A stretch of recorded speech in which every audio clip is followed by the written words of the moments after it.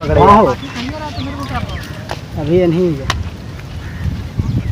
हाँ ठीक है, हमको ठीक। सर हमको भी कोई प्रॉब्लम नहीं है किसी का काम में दखल देने का या फिर कोई इशू का। मेरे को तो और एक नया प्रोजेक्ट मिल जाएगा, नया काम मिल जाएगा। और होता फिर कौन मेरा तो वो है नहीं कोई शादी हल्का कैमरा का आपको लेकर एक प्रोजेक्ट नहीं होने से नुकसान है बजाई प्यार के छौड़ी हम के भुलाइनी